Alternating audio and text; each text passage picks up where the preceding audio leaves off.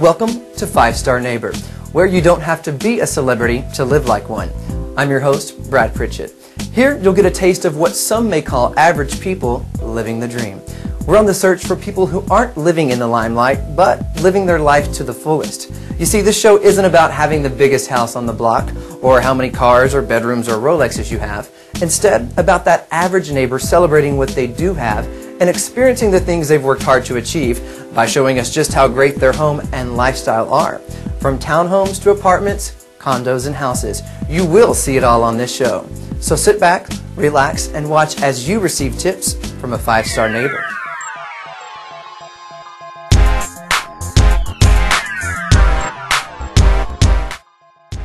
What's up, guys? Welcome to another edition of 5-Star Neighbor, where you don't have to be a celebrity to live like one. I'm your host, Brad Pritchett. Today, we're in the beautiful neighborhood of Elmwood in Dallas, Texas. Now, I'm actually standing outside of our homeowner Jeff's rather unique space, and I cannot wait to go inside, check it out, take a tour, and see why he's our next 5-star neighbor. Let's go.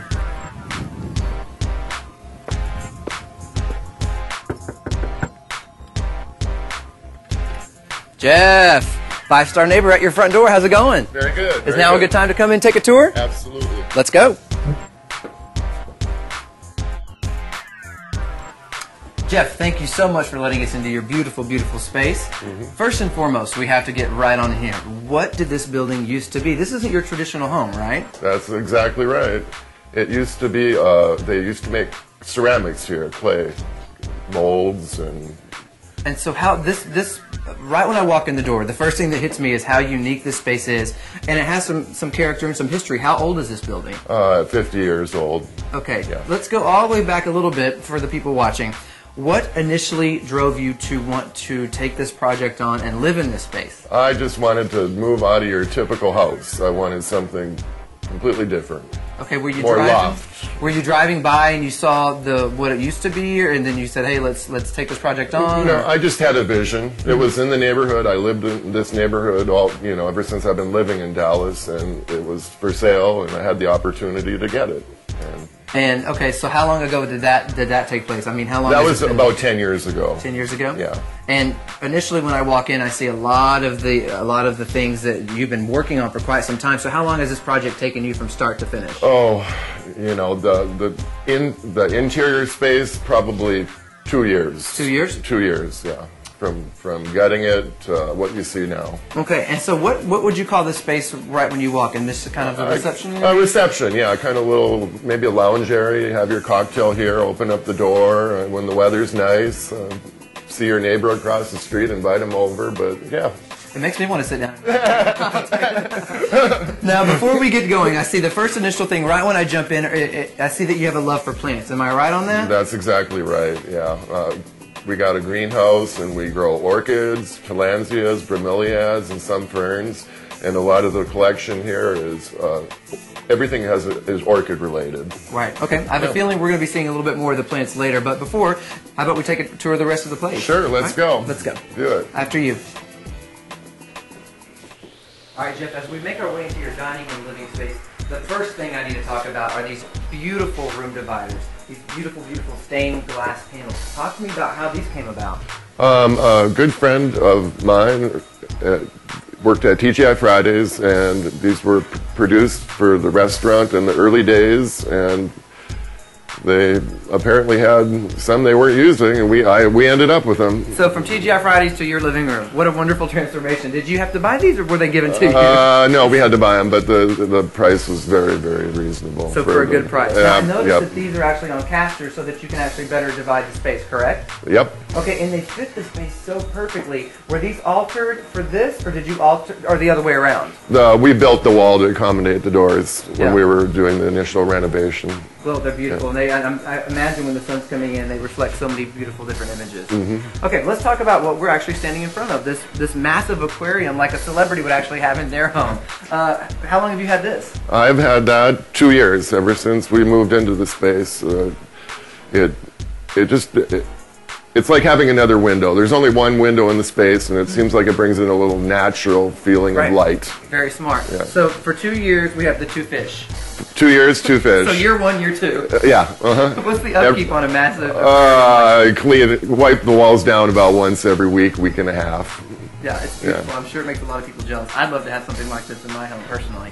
Again, let's talk about the focal point. When we first walked into this space, I saw this beautiful, beautiful piece of art on the back wall. What is this? That's a piece of art I did when I first moved to Dallas in the early 80s. I lived real close to downtown, and I did a whole bunch of very large colored pencil drawings. So you're an artist as well. Artist as well. You do everything. Congratulations. Not everything. Almost everything. Almost everything. Very, very impressive. Something else that is impressive, when we walked into the space, my eye initially went to this long wall of glass windows, which essentially doubles the space. Talk to me about that. The price was right. When we were doing the renovation, we found a bargain on that size mirror door, and there's tons of storage behind the mirrors, plus the mirrors give a feeling of double the amount of space. Yeah, it's a win-win situation. Makes it feel bigger, and what any homeowner loves is extra storage. Yep. Okay, I'm loving this space. Let's check out the kitchen. Let's go. Okay, after you.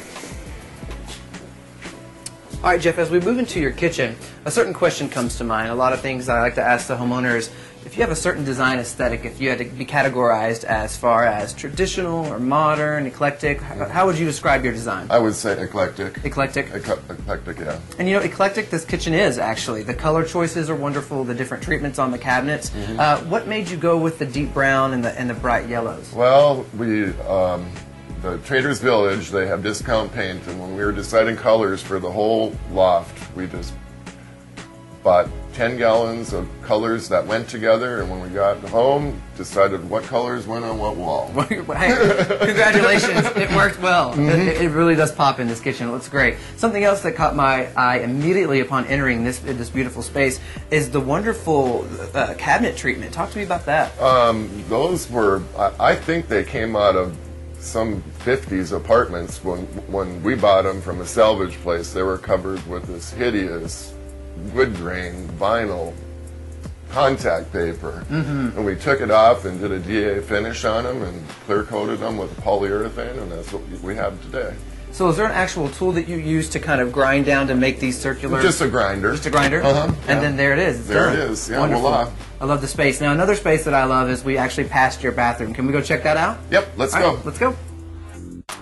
All right, Jeff, as we passed by your bathroom, it immediately caught my eye. I love what you've done with this space. I love the juxtaposition of the wooden ceiling against the tile treatment.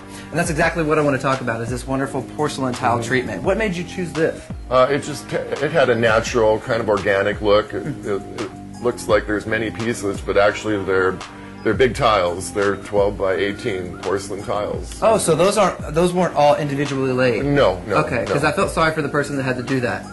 No, I wouldn't want to do that either. Did you lay the tile, or did you have a hand in laying the tile? No, I didn't lay the tile. Okay. You mentioned organic, which it does have a very organic spa-like feel. Is that what you were going for? Yeah. And I love that you've actually carried the cabinets that you use in your kitchen into the bathroom. Yep. The reason for that, there really wasn't a room for a cabinet or a closet in the space, so we just had a couple extra cabinets from the kitchen left over. And storage in a bathroom is a necessity. Well, you got to have a little bit. Just a little bit. Yeah. Okay, love the bathroom. I think we need to check out your bedroom, right? Yep. Let's go. Follow you. All right, Jeff. As we make our way into your bedroom, the first thing that catches my eye is I think it's totally cool you've mixed your traditional furniture with the modern feel of the room, which takes me to these concrete walls. A lot of homeowners would probably try to cover those up. Why didn't you? There was really no reason to cover them up.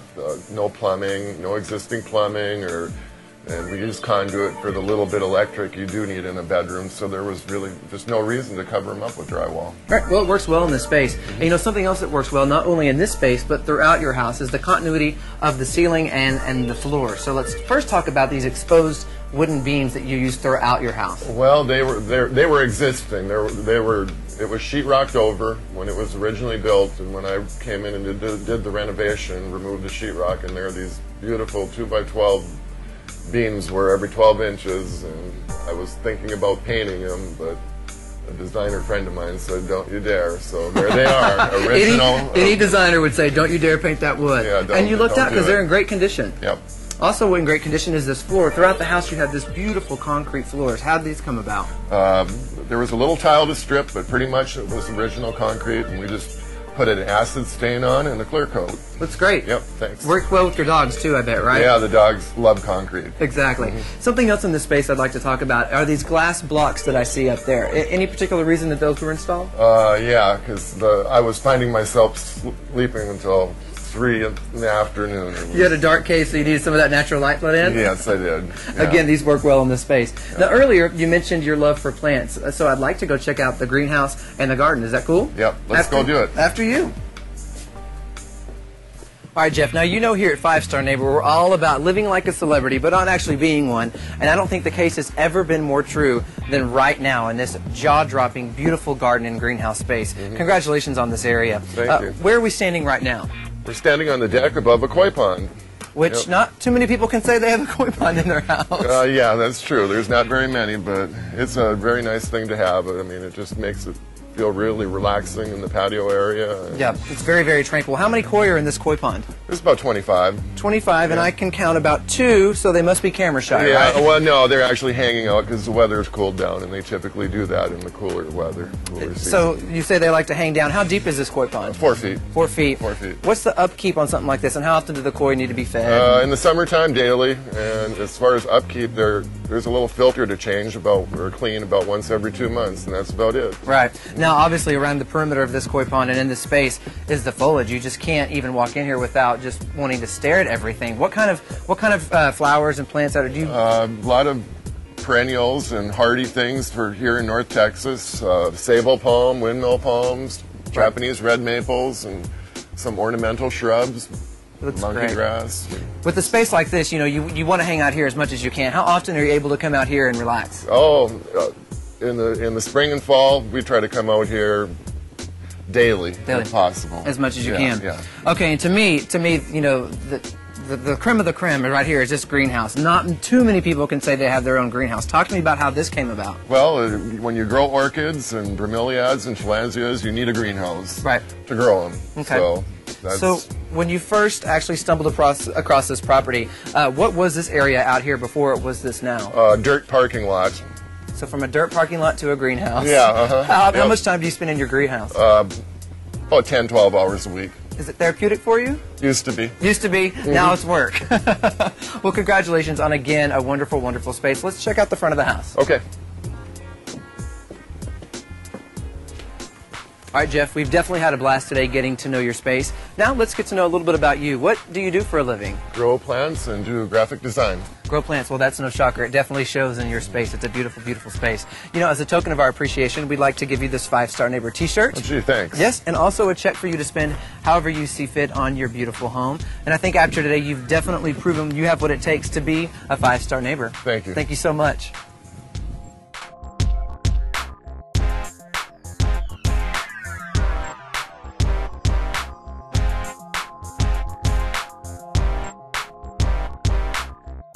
So, what do you think? Simple, huh? Are you a 5-Star Neighbor? Let the world decide. Go to our YouTube page for all the details, or you can follow us on Twitter. Again, we'd like to thank our sponsor. Until next time, I'm Brad Pritchett, and thanks for letting us be a part of 5-Star Neighbor.